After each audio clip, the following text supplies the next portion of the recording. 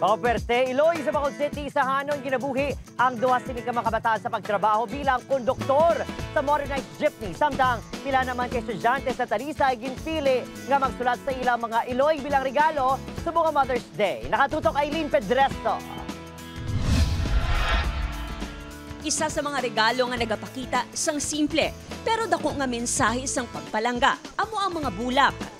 Sa Talisay City, Negros Occidental, ang estudyante nga si Justin nagsupot na sang kwarta para makabakal sang bulak para sa Iloy.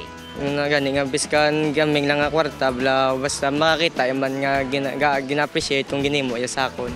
No budget, no problem. Bangod para sa iba nga kabataan, mas madalom ang mensahe sang letter o konsulat.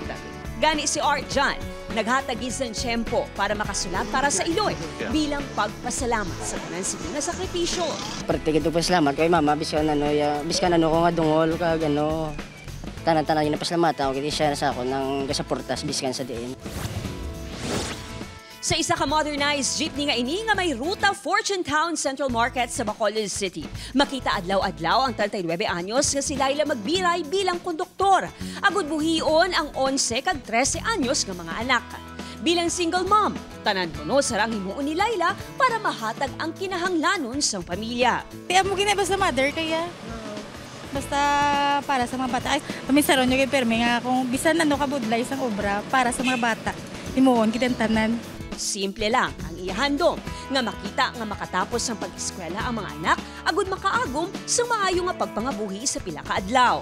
Makatapos sila eskwela. Dayon. Naman na sa'yo para kapangita sila obra para maging mayuman pangabuhi nila sa ulihi. Kasubong niya, tanan masarangan sa mga supermom. Happy Mother's Day, mga kapuso.